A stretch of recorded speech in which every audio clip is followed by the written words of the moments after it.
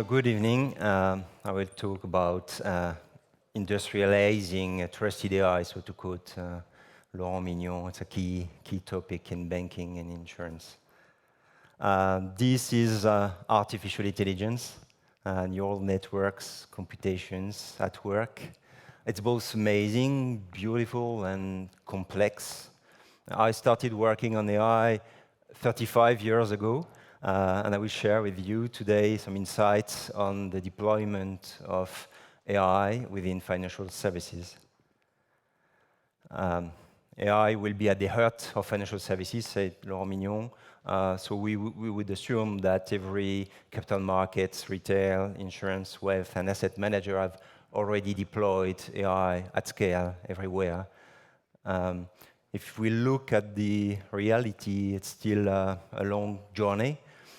It started by using analytics and advanced analytics on protection of the bank and insurance, working on enhancing models.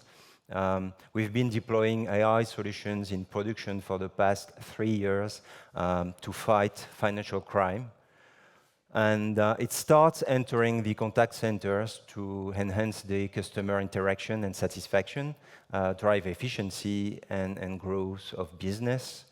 And there are plans to use what I would call real AI in new services, augmented counselor services, to address the issue of offering next best actions or next best offerings proactively to the customer.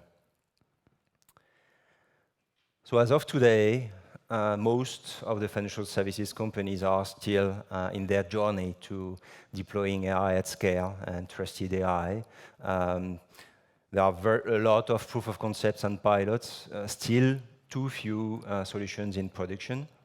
And if we compare with the AI leaders, including Ant Financial in the financial services industry, there is a gap between most of the financial services companies worldwide, not only in Europe, and those AI leaders. So there are two strategies to follow, two paths.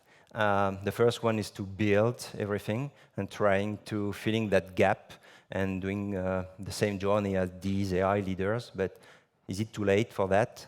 Or the other way and other strategy is to buy AI as a service, since AI leaders are providing AI infrastructure and AI algorithms as a service. So if we look at the buy strategy and what AI leaders did, they invested hundreds of millions and still invest in hundreds of millions, even billions for some of them. They are attracting the top researchers and top talents and deploying, inventing the state-of-the-art algorithms. And since they invested a lot, they also decided to resell their services and infrastructure services as cloud services. On the other hand, most of the financial services companies are still reluctant to consuming cloud services, especially in AI when there are some data privacy requirements. So on the other hand, financial companies are on their way of building AI rather than buying AI, but they are investing less, much less, too few investments. They have difficulties, of course, to attract talents because of the critical mass they still don't have. And there are some pains in deploying those platforms and solutions in production. Financial services started to build also because they feel they own differentiating data. How far is that true?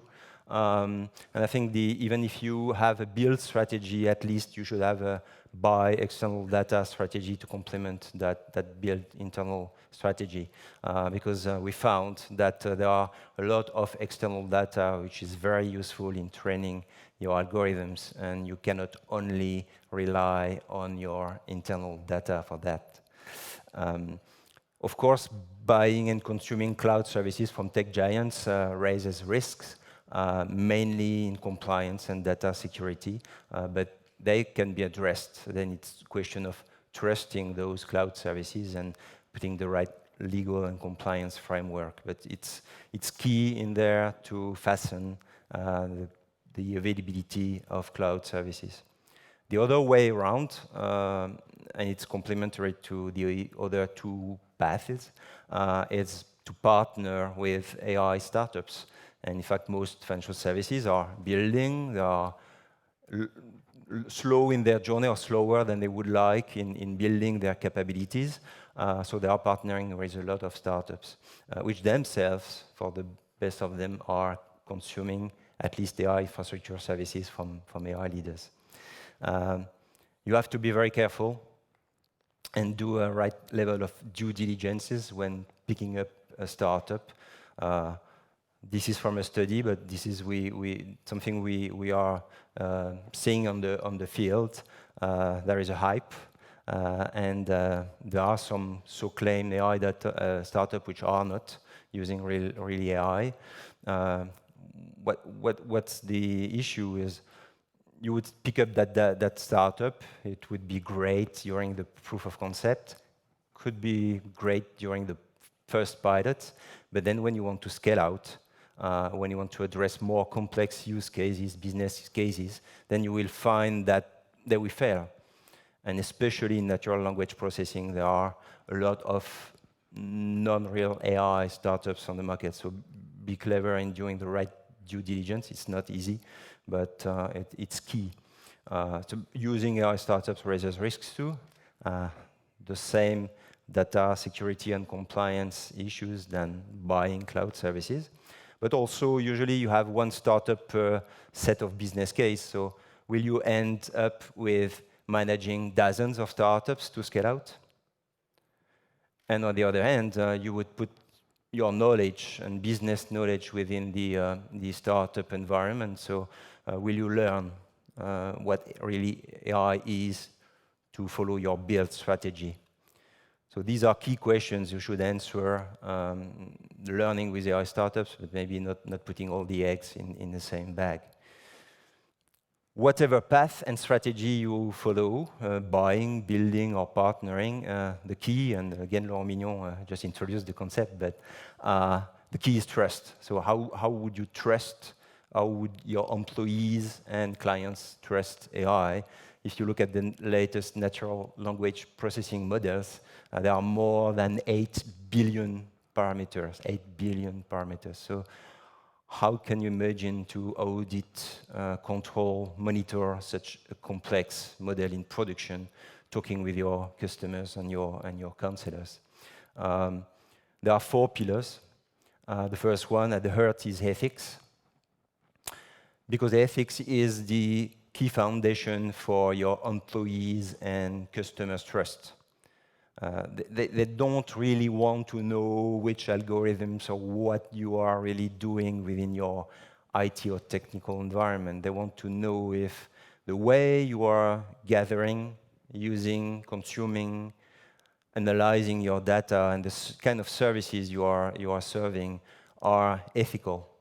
And that's the first key to unlock human potential internally with your employees and with your customers. So you should document your ethics strategy and communicate in the right way.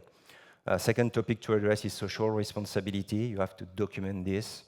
The third is to have a clear line of accountability. So it goes to setting up the right operating model and governance, because at the end, there is always a human in the loop in AI. So a human will be accountable, not an AI solution. So would that human team be able to be accountable? Do they understand what's going on? Do they have the clues to understand what's going on with the services you are delivering? And the fourth is around reliability. Will you trust the way the AI execution is ongoing? Is it ongoing the way you are expecting it? And with AI, it's complex. It's not a piece of software which does exactly what it was intended to. It's adapting to its environment. It's adapting to the way the customers are interacting with them. So the environment, the data in production may not be the same as the one you thought it would be, maybe not the same as the one you trained the AI for. So you really have to focus on transparency, trustability in auditability and control and monitoring on the solution. So you have to set up different sets of controls. There are what we call white box controls, who are based on best international audit rules. There are controls which are independent of the AI solution. For example, the AI solutions use open source. There are licenses behind it. If you copy 10 lines within your 1,000 lines of code, maybe you would have to put your whole internal code as an open source because of the licensing. So this is something which comes every day in AI. So the second set of controls would be dependent on the AI application. And mainly, the more complex topic there is explainability. Will you be able to explain, to have an audit trail, explain the decision, the classification, the sentence your AI is outputting?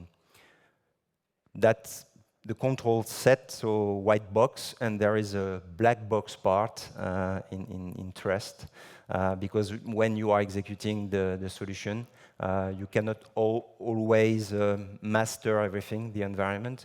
So you have to look at the way the solution is behaving and using other AIs to monitor the AI solution and look if this AI seems to act unaccordingly or act differently than the way it should.